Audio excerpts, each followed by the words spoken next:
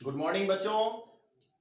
तो आप लोग अपना संकल्प के चैनल पर क्लास 12th का मैथ और इसमें आप अवकलन के अनुप्रयोग चैप्टर पढ़ रहे हैं और यहाँ पर हम लोग लगातार कुछ नए तरह के प्रश्नों को देखते हैं। आज जो प्रश्न हम लेकर आए हैं वह है कि अवकल का प्रयोग करके 0.009 का पावर 1/3 का सन्निकट मान दशमलव के 3 स्थानों तक ज्ञात कीजिए।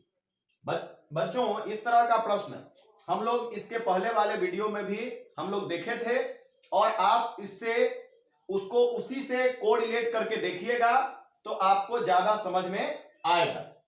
तो हम सबसे पहले यहां देखेंगे कि यह जो 0.009 का पावर 1/3 है तो इतना का पूरा मान आपको नहीं निकल पा रहा है।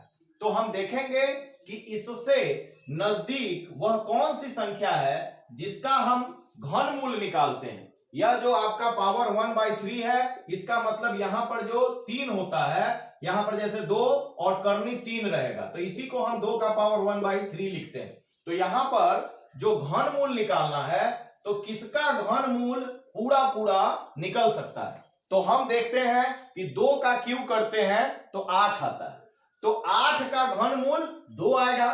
तो यहां पर 0.008 यानी दशमलव के बाद 3 अंक यदि हम लेंगे तो उसके घनमूल में 1 अंक के बाद दशमलव आएगा, यानी कि 0.2 का क्यूब करेंगे तो आपका 0.008 आएगा।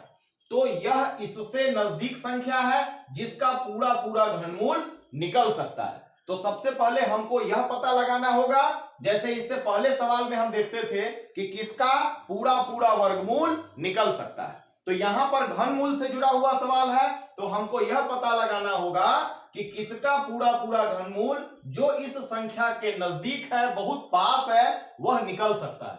तो हम लिखेंगे यहां कि हम जानते हैं कि 0.008 का पावर 1/3 बराबर 0.2 होता है। अब जैसा कि हम पहले के प्रश्नों में भी लिखे थे, लिखेंगे कि माना कि y बराबर x का पावर 1/3 जो इससे संबंधित है, यानी यह जो आपका प्रश्न है घनमूल से, तो आप इसको x का पावर 1/3 लिखते हैं। अब यहां पर जिसका पूरा घनमूल निकला है वह जो मेजर पार्ट है इसका, वह मेजर पार्ट x कहलाता है और यहां पर x बराबर 0.008 लेते हैं। तो आपको क्या बचता है, इससे और इसमें जो अंतर आया यानी 0.001, इससे यह कम है, वह माइनर पार्ट है और जो है यहां पर डेल्टा x के रूप में हम लेते हैं। तो यह डेल्टा x हो गया। अब आप इसका वैल्यू भी कैलकुलेट कर सकते हैं कि y बराबर क्या होगा। तो y बराबर है x का पावर 1/3 और x का मान है 0.008 यानी 0.008 का पावर 1/3 जिसका मान 0.2 होता है, यानी कि y बराबर आपका 0.2 आपका स्पष्ट है, क्लियर है। और इसके बाद पहले y निकालेंगे और y के बाद हम dy निकालेंगे।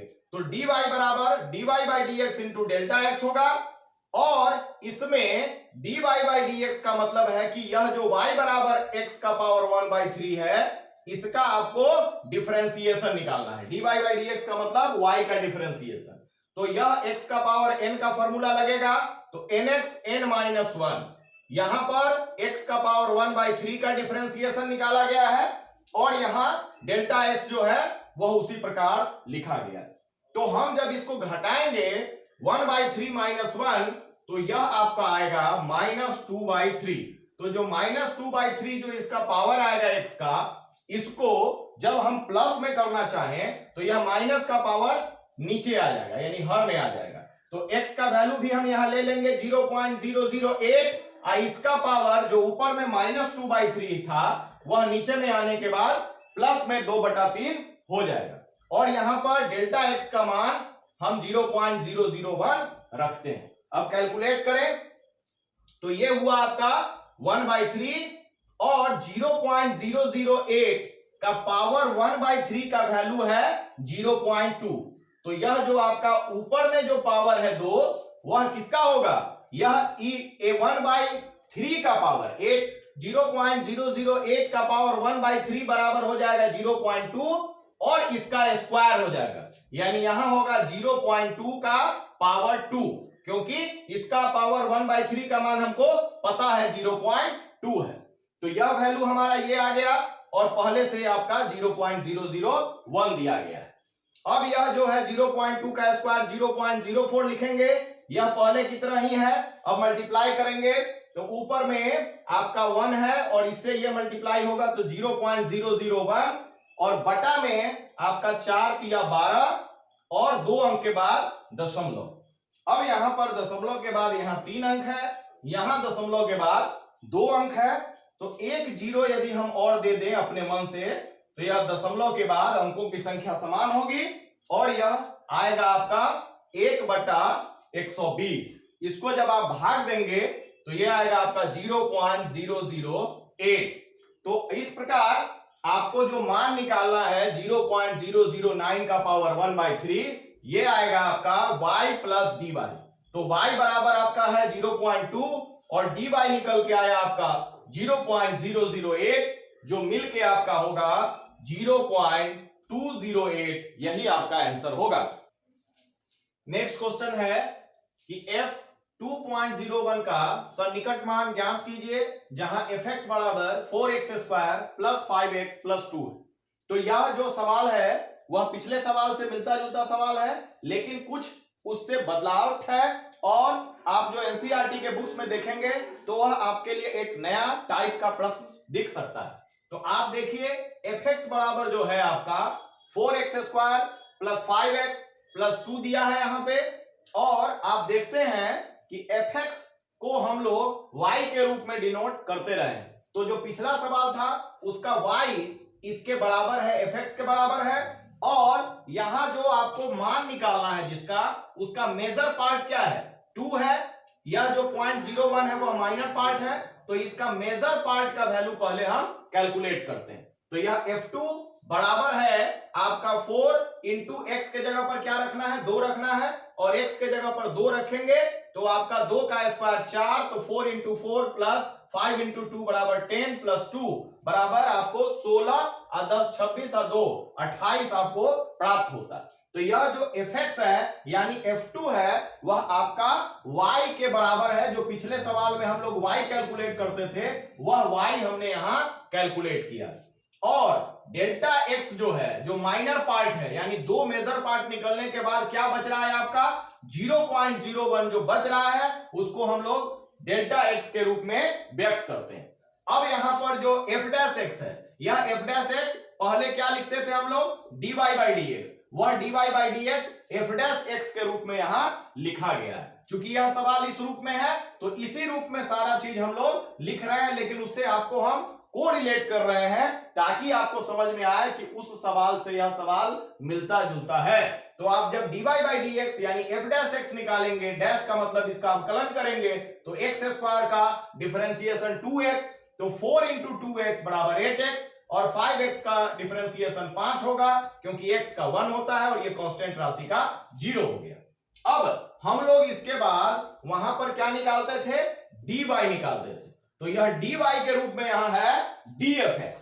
तो dfx बराबर क्या होता था वहां dy/dx इंटू डेल्टा x, और dy/dx का मतलब यहां क्या है f' है। तो dfx बराबर होगा f' इंटू डेल्टा x, और f' का वैल्यू हो गया यहां 8x plus 5 into delta x, और यहां पर आप देख रहे हैं कि x का वैल्यू क्या है 2 है, यानी यहां पर x के जगह पर आप 2 लेंगे, यहां लिखेंगे चूंकि x बराबर 2, तो यहां होगा 8 गुना 2 प्लस 5 इंटू डेल्टा x का जो वैल्यू है यहां पर 0.01, उसको यहां पुट करेंगे तो यहां होगा 8 गुना 16 5 21 गुना 0.01, और यह गुना होगा तो पहले आप 21 में 1 से गुना करेंगे तो 21, और 2 अंक के बाद दशमलव है तो 2 अंक के बाद दशमलव देते हैं, यानी 0.21 आपको dfx प्राप्त होगा, यानी dy प्राप्त होगा। और हमको जो लास्ट में आंसर लिखते थे वहां, यानी जिसका आपको सन्निकट मान ज्ञात करना था, वो होता था y प्लस dy। तो यहां पर f2 यानी fx आपका y था, तो यहां होगा f2 प्लस dfx बराबर F2 का वैल्यू था यहाँ 28 अब प्लस dfx यानी dy का वैल्यू था 0.21, तो जो जोड़ने पर आपको 28.21 प्राप्त होगा। अगला प्रश्न है कि x मीटर भुजा वाले घन की भुजा में 1% वृद्धि के कारण घन के आयतन में होने वाला सन्निकट परिवर्तन ज्ञात कीजिए। तो आप यहां देखते हैं कि घन की आयतन की बात हो रही है, तो घन का आयतन भी से सूचित करते हैं, तो घन का आयतन बराबर होता है भुजा Q, और यहां भुजा दिया है x यानी x का Q होगा घन का आयतन, और घन की भुजा में जो वृद्धि है उसको हम डेल्टा x से व्यक्त करते हैं, और यहां है कि 1% वृद्धि होता है। किसमें 1% की वृद्धि होती है? भुजा में, और भुजा क्या है? तो x है, यानी x का 1% वृद्धि हो रहा है, तो x गुना 1% का मतलब 1/100, और जब यह भाग देंगे तो 0.01 इंटू x, यह आपका डेल्टा x होगा, और फिर आप dv बाई dx निकालते हैं, तो आप v को x के सापेक्ष जब अवकलन करते हैं तो x क्यूब का डिफरेंशिएशन 3x² होगा, और आपको निकालना है घन के आयतन में होने वाला सन्निकट परिवर्तन। तो आपका यह आयतन में परिवर्तन को व्यक्त करता है, और यह आयतन में सन्निकट परिवर्तन यानी dv निकालना है आपको। तो आपको जो स्मॉल इंक्रीज हो रहा है कि आयतन में कितना, जो माने जो है टोटल नहीं है, यहां पर टोटल परिवर्तन 3x² है, और सन्निकट परिवर्तन यानी अप्रोक्स जो है कितना परिवर्तन हो रहा है वो dv से व्यक्त होगा, तो यह dv बराबर होगा dv by dx into delta x। तो dv बाई dx आपका है 3x², और डेल्टा x आपका जो है यहां पर 0.01x है। तो आपका 3x² में जब यहां x² में x से गुणा होगा तो x³ होगा, और आपका 3 से जब 0.01 का गुना होगा तो ये होगा आपका 0.03 x³, और चूंकि यह आयतन की बात हो रही है इसलिए यहां पर इसका मात्रक मीटर क्यूब होगा।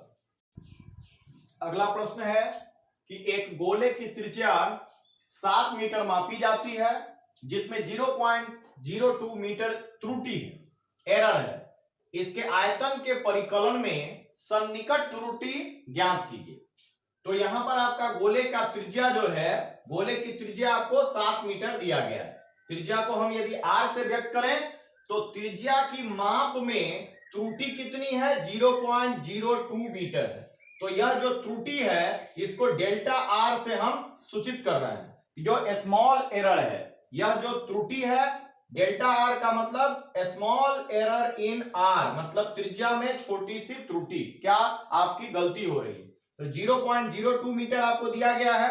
गोला का आयतन का फॉर्मूला हमको पता है 4/3 पाई r क्यूब गोला का आयतन होता है, तो यह dv बाई dr निकालेंगे, मतलब r के सापेक्ष आयतन का अवकलन करेंगे, तो यह जो 4/3 पाई है यह कांस्टेंट राशि अलग रहेगा, r³ का डिफरेंशिएशन 3r² होगा, और ये 3 से ये 3 कैंसिल होगा, तो आपको आएगा 4πr²।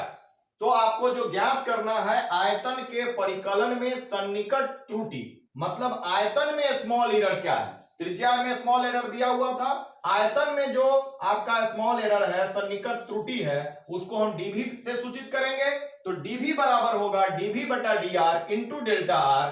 तो इसमें dv बटा dr आपको निकाले हुए हैं 4πr², और डेल्टा r आपका था 0.02, तो इसका भी वैल्यू हम यहां पर पुट करेंगे, और r का जो मान था वह 7 था, तो r के जगह पर 7 रखेंगे, तो 7 का स्क्वायर होगा आपका कितना? 49, और 49 में 4 से गुना करने पर होगा 196, 196 गुना 0.02 और यहाँ पाई, तो यह 196 में फिर 2 से गुना करेंगे तो ये होगा 392, और 2 अंक के बाद दशमलव डालेंगे तो इतना पाई, और चूंकि आयतन के त्रुटि को निकाल रहे हैं इसलिए यह मीटर क्यूब में आएगा, इसका मात्रक मीटर क्यूब होगा।